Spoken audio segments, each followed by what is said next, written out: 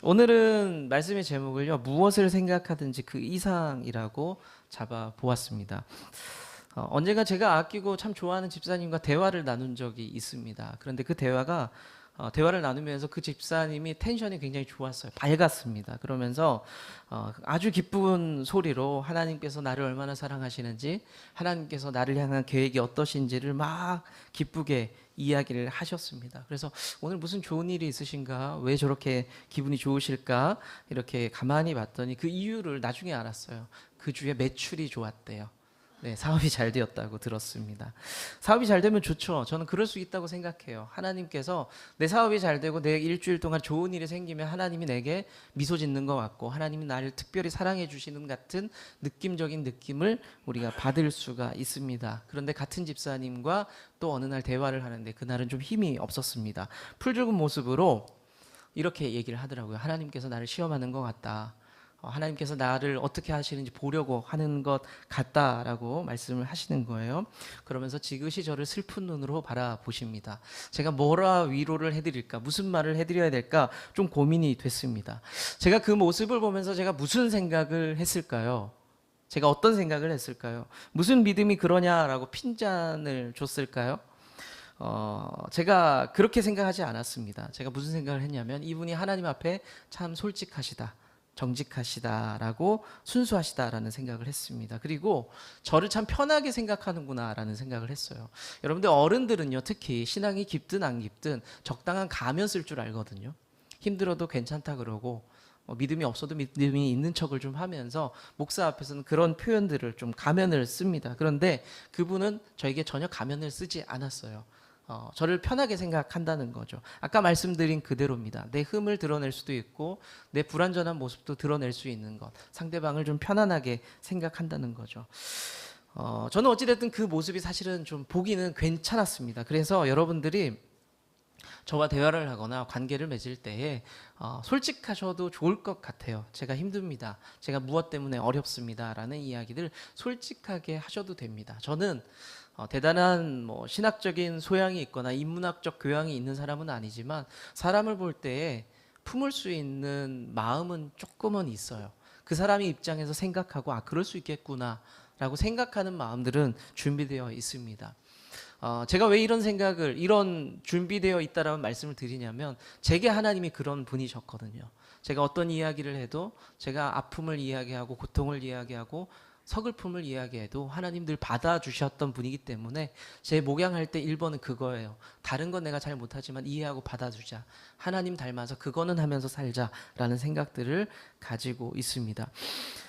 각자가 생각하고 고백하는 하나님의 모습들이 있겠죠. 그렇죠? 여러분들이 생각하는 하나님이 있을 겁니다. 하나님을 늘 기대하면서 나를 채워주실 거야, 나를 만족하게 하실 거야 라는 분들이 있을 겁니다.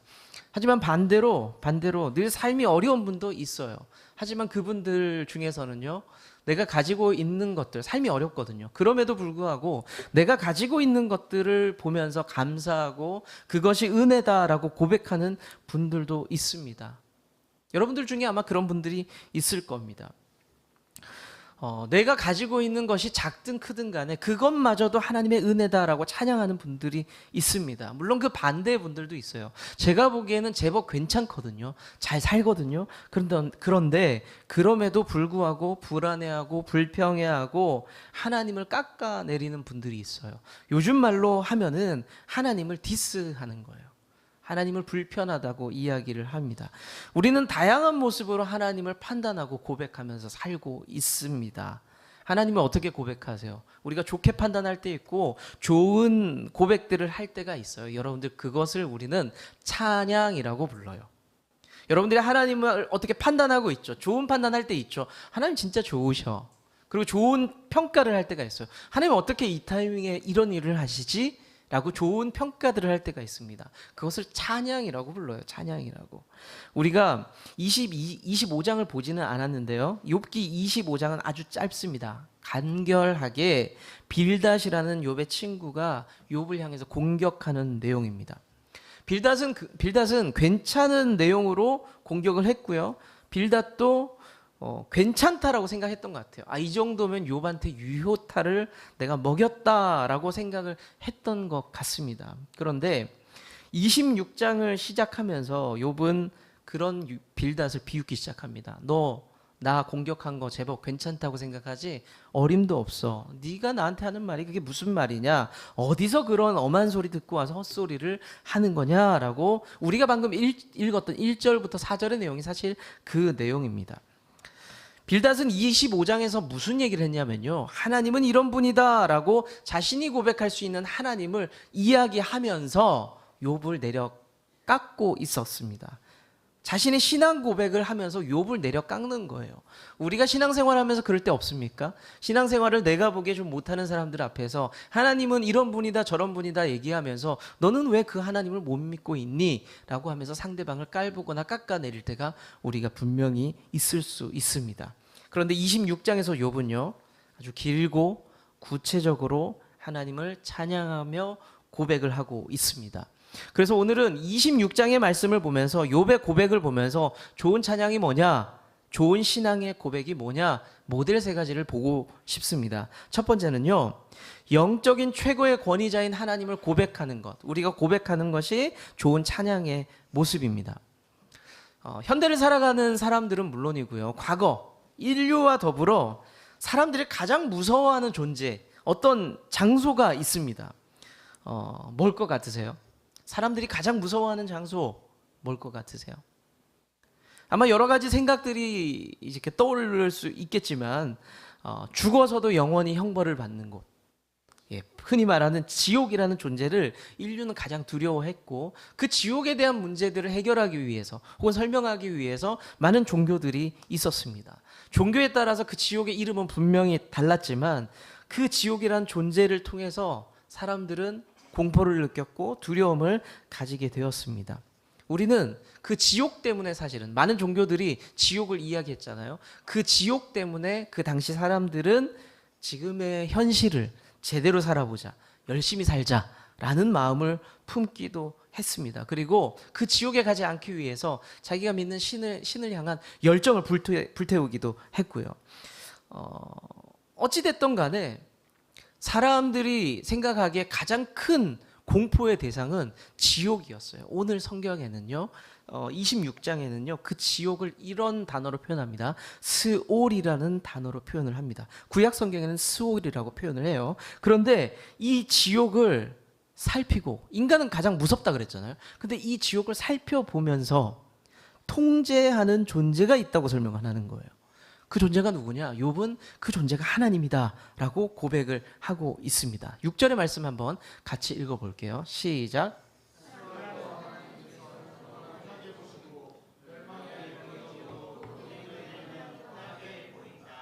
하나님은 우리가 두려워하고 알지도 못하는 그 지옥이라는 존재도 훤하게 살피시고 또 그 곳을 통제하시고 영적인 모든 것들을 통제하시는 분으로 설명을 하고 있습니다. 이 고백이 아주 의미가 있습니다. 전 인류가 아니 모든 영적인 존재가 두려워하는 지옥이 있는데 그 지옥마저도 통제하는 분이 있다는 거예요. 그분이 누구라고요? 우리 하나님이다. 하나님이 가장 최고의 존엄입니다 라고 고백하는 겁니다. 여러분들이 하나님을 향해서 이렇게 고백할 수 있어요. 하나님은 돈보다 위대하고 돈보다 사랑받기에 합당하신 분이십니다. 여러분들 되게 천박한 고백 같죠? 근데 어떤 집사님이 어떤 성도가 이 고백을 했다고 칠게요. 여러분들 그 이야기를 들으면서 어떤 생각이 들어요?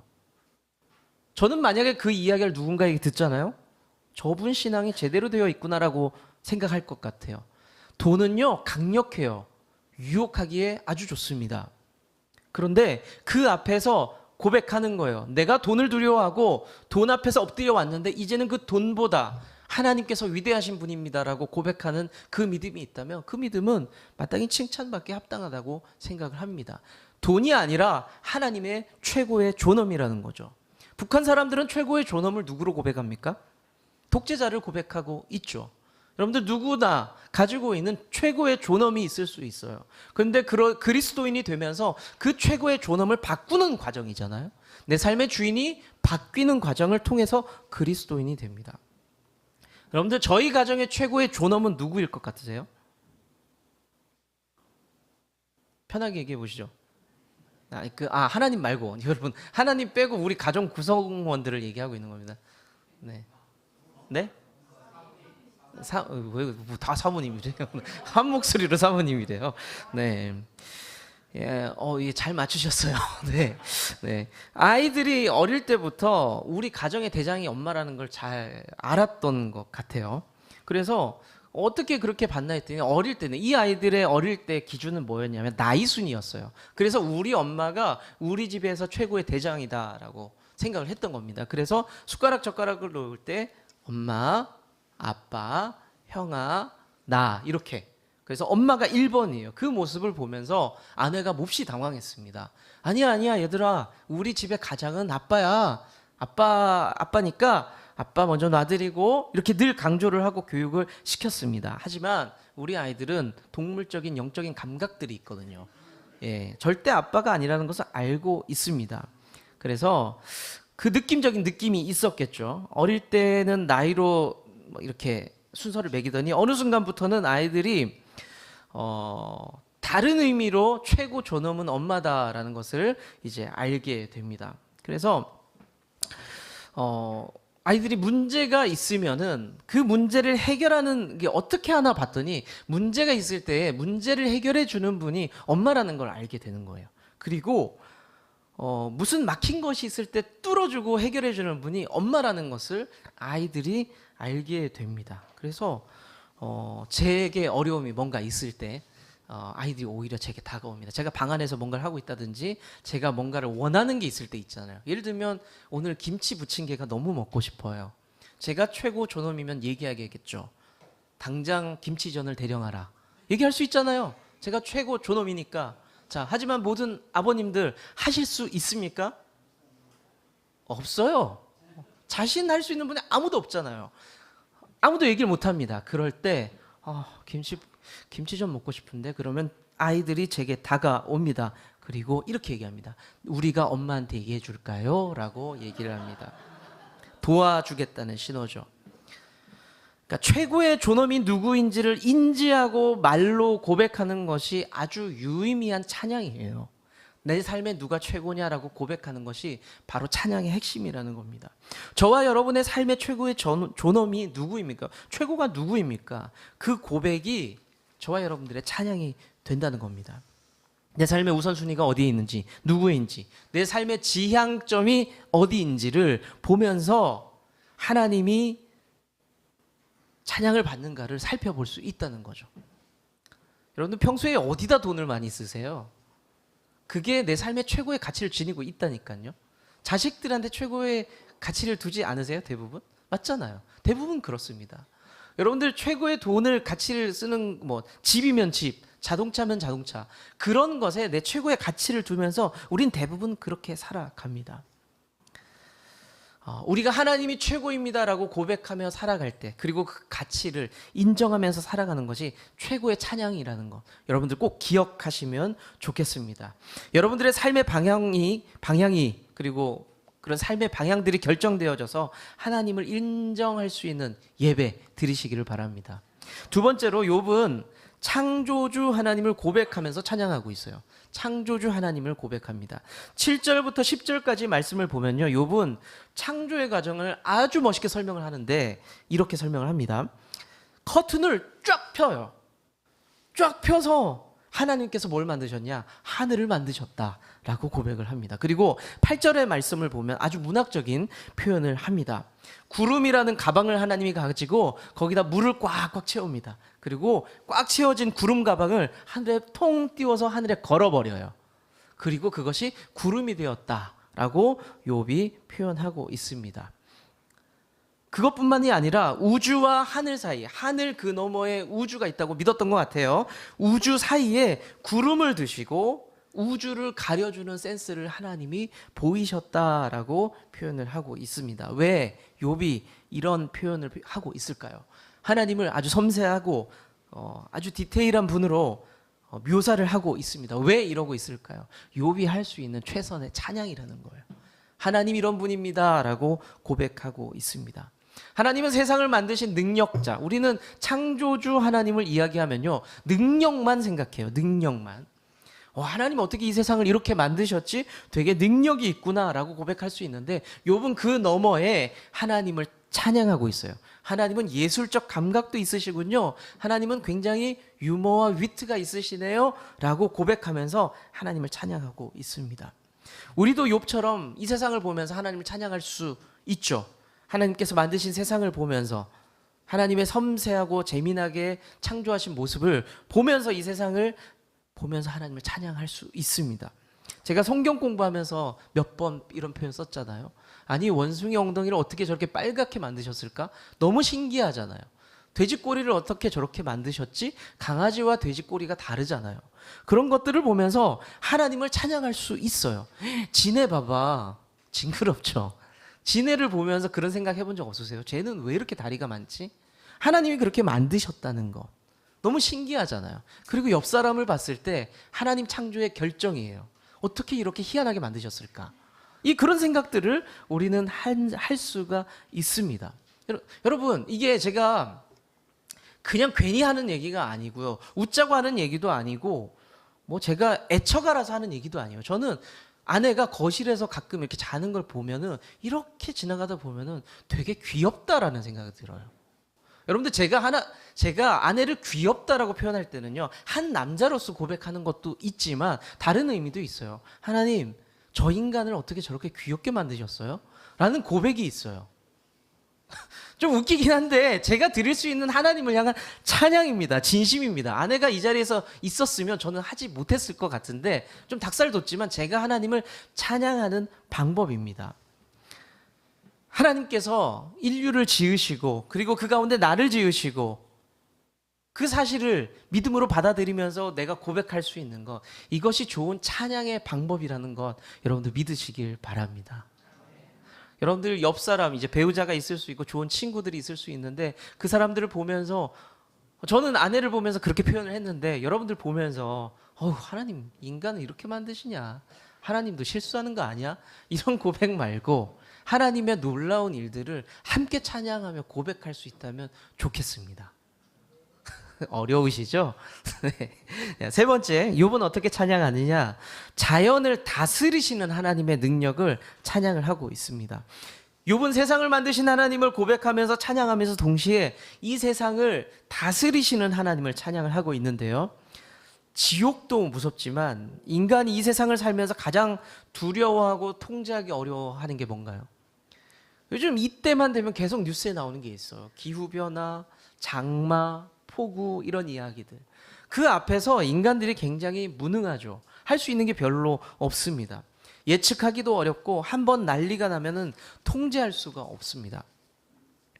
인류에게 가장 원시적인 종교가 뭐였습니까? 자연이었잖아요. 그 자연을 보면서 내가 어떻게 할 수 없으니까 그 자연을 보면서 숭배를 했습니다. 나보다 더 큰 존재, 내가 통제할 수 없는 존재, 나의 목줄을 쥐고 있는 그 존재, 자연을 보면서 사실은 사람들은 숭배했고 예배를 했었습니다. 예를 들면 어떤 자연들을 예배했나요? 사람들이 커다란 산, 큰 바다, 그리고 하늘, 해, 달, 별, 그리고 상상의 막 나래를 펼치면서 이름 모를 괴물들을 만들어내면서 그것들을 섬기면서 살아갔습니다. 그런데 욥이 그것들을 한 방에 주무르는 존재가 있는데 하나님이야 라고 이야기하고 있는 겁니다. 11절부터 13절 말씀 함께 보도록 하겠습니다. 시작. 그분께서 꾸짖으시면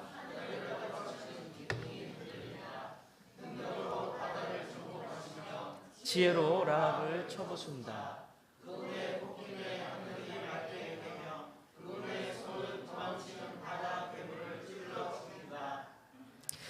너무너무 커요. 하늘에 닿을 것처럼. 그래서 성경은 어떻게 표현하냐면 하늘에 닿는 기둥이라고 표현했습니다. 그게 뭐냐? 큰 산. 이렇게 멀리서 보니까 하늘에 닿아 있는 기둥 같거든요. 그 큰 산을 보면서 와, 저 산이 참 대단한데 뭐라고 표현하냐면 저 대단해 보이는 산도 하나님의 호통 소리에 놀라는구나 라고 표현해요. 바다의 큰 폭풍우도, 우리가 어떻게 할 수 없는 그 날씨도, 기상도 하나님 손에서는 어떻게 할 수 없는 그런 존재구나 라고 고백을 하고 있습니다. 이런 하나님의 권능이 신약에 표현되어 있죠. 예수님께서 무리를 걸으시고 폭풍우를 향해서 꾸짖으시면서 폭풍우를 잠재우시는 사건들을 통해서 하나님의 권능을 또 보여주시기도 합니다. 한번 제가 봤던 이야기인데요. 그 개그맨 김용만 씨가 TV에서 이런 이야기를 했습니다. 그분이 해군에서 복무를 하셨나 봐요. 큰 배를 타고 해군이 단체로 낙도에 작은 섬에 찾아가서 위문 공연을 하려고 준비를 하셨대요. 그래서 가고 있는데 문제는 뭐였냐면 바다 한가운데서 해일을 만나게 되었다고 합니다. 큰 해일을 만났는데 자기가 생각할 때 이 큰 배, 정말 어마어마하게 컸대요. 이 큰 배를 그 폭풍우가 뒤집을 것처럼 난리가 났다고 합니다. 그래서 모든 군인들이 두려워하고 있었습니다. 그런데 감사하게도 배가 땅에 닿았고 섬에 닿았고 배를 살펴봤는데 배가 찢어지고 구멍이 나 있었다고 합니다. 네. 이때 출발하는 게 이호철 집사님이에요. 배가 상하면 출발해서 수리하시는 게 이호철 집사님을 알고 있는데, 아무튼 배가 찢어져 있어가지고 아, 우리가 죽을 뻔했구나라고 생각을 했대요. 그런데 그 작은 섬 마을에 교회가 있었대요. 아주 작은 교회가. 그래서 그 군인들이 교회 가서 신자들이었겠죠. 막 울면서 기도하면서 감사합니다 하나님, 우리를 살려주셨네요 라고 같이 기도했던 적이 있대요. 김용만 씨가 같이 기도했던 적이. 그런데 다음 날에 그 멤버 그대로가 다음 날에 어디 갔냐면 나이트클럽 가서 신나게 놀았다고 합니다. 그러면서 무슨 말을 했냐면 김용만 씨가 사람이 참 그렇더라고요. 죽었다 살아나도 금방 잊어버리더라고요 라는 얘기를 한 적이 있습니다. 어찌되었든 사람은 이렇게 자연 앞에서 굉장히 무능합니다. 힘도 쓰지 못하고 그 자연 앞에서 무너질 수밖에 없습니다. 그런데 욥이 표현하는 게 뭐냐면 내가 어떻게 할 수 없는 그 자연도 하나님 앞에서는 아무것도 아니었다라고 고백하고 있는 겁니다. 여러분들이 이 또한 멋있는 찬양이 될 수 있다는 겁니다. 우리가 자연이라고, 제가 자연이라고 표현했지만요, 바꿔볼 수 있어요. 자연 대신에 내가 어떻게 할 수 없는 것이 있을 겁니다. 여러분들 한번 떠올려 보세요. 자연 말고 내가 세상에서 어떻게 할 수 없는, 두려워하는, 그 앞에 굴복하는 어떤 것들을 넣으셔도 됩니다. 내가 해결하지 못하는 건강의 문제가 있을 수 있죠. 평생 벗어나지 못할 것 같은 가난의 문제가 있을 수 있습니다. 아무리 풀어보려고 해도 해결되지 않는 어떤 삶의 문제, 관계의 문제들이 있을 수 있죠. 그런데 우리가 하나님을 찬양하는 방법이 있대요. 욥이 소개해 주는 거예요. 아, 그런 것들이 있지. 해결 안 되는 문제들이 있지. 하지만 그 문제도 다스리시는 분이 하나님이다라고 고백해봐. 그것은 아주 멋진 찬양이 될 거야 라고 욥이 우리에게 알려주고 있는 겁니다. 여러분들 어거스틴이라는 사람 아세요? 사상가이자 철학자예요. 아주 유명한 사람이에요. 이 사람이 삼위일체 교리가 해석이 안 돼서 받아들여지지가 않아서 아주 혼란스러운 마음으로 산책을 하고 있었다고 해요. 바닷가를 걷고 있었습니다. 그것이 도저히 이해가 안 되니까 어거스틴이 이런 생각을 했다고 합니다. 아, 나 못 믿겠다. 나 삼위일체 못 믿겠다. 나 그냥 그 교리를 버려야 되겠다라는 생각을 했다고 합니다. 그런 도중에 바다를 걷다가 어거스틴이 한 장면을 보게 됩니다. 한 꼬마 아이가 있는데 그 꼬마 아이가 모래사장에서, 모래가에서 막 구멍을 파요. 그리고 조개 껍질 큰 거를 주워다가 바다로 뛰어갑니다. 바다에서 바닷물을 풉니다. 그리고 그 구덩이에다가 옮겨요. 계속 바닷물을 옮기게 됩니다. 어거스틴이 참 희한해서 궁금해서 그 아이에게 물어봅니다. 너 뭐 하는 거니? 라고 물어봤더니 이 아이가 이렇게 이야기를 해요. 아, 네, 저 바다를요 이 구덩이에 옮겨보려고 합니다 라고 이야기를 했습니다. 이 아이를 보면서 어거스틴이 깨달음을 얻게 돼요. 무슨 말이냐면 커다란 하나님을 내 머릿속에 담으려고 했구나. 내가 참 무지했구나 라고 이야기를 했습니다. 어떤 사람이 이런 이야기를 했습니다. 하나님을 다 알 수 없다는 것을 아는 사람이 진짜 하나님을 아는 거다. 무슨 말인지 이해되시죠? 인정한다는 거. 오늘 본문에서 욥은 최선을 다해서 하나님을 찬양하고 표현을 했어요. 좋은 표현이에요. 그런데 오늘 욥이 마지막에 이렇게 정리를 합니다. 14절에서 이렇게 고백을 해요. 내가 했던 고백과 표현이 하나님을 표현하기에는 턱없이 부족하다라고 마지막에 이야기합니다. 빌닷과 욥의 차이가 이거였어요. 빌닷은 내가 하나님을 명확하게 정리했어. 욥, 봐봐. 내가 아주 클리어하지? 라고 이야기했거든요. 그런데 욥은 이렇게 얘기합니다. 아주 길게 하나님을 찬양해요. 고백합니다. 그러면서 마지막에 하는 말이 내가 최선을 다해서 고백하고 또 표현했지만 내가 하나님을 다 표현하기에는 나는 부족할 수밖에 없어 라고 욥이 고백을 합니다. 사랑하는 성도 여러분, 우리 하나님 어떤 분이세요? 여러분들이 할 수 있는 그 고백들이 경험한 하나님들이 있을 겁니다. 사랑의 하나님, 광대하신 하나님, 전지전능하시고 무소부재하시고. 그런데 그거 기억하셔야 돼요. 우리가 무엇을 경험했든 간에 무슨 생각을 하고 어떻게 표현하든지 간에 하나님은 그보다 크신 분이라는 겁니다. 여러분들 믿으십니까? 그분이 우리의 아버지 되시고 우리의 보호자가 되십니다. 오늘 욥을 통해서요, 올바르게 찬양하는 샘플을 3가지를 같이 나누었습니다. 그 자체도 아주 귀해요. 우리는 그렇게 찬양할 수 있어야 됩니다. 그런데 우리는 늘 기억해야 돼요. 내가 고백하는 것보다 언제나 하나님이 더 크시다는 것. 내가 기대하는 것보다, 내가 고백하는 것보다, 내가 계획하고 바라보는 것보다 하나님은 크시다는 겁니다. 내가 말하는 것보다 하나님은 크시다는 겁니다. 여러분들 그 하나님이 여러분의 하나님이라는 것을 믿으시길 바랍니다.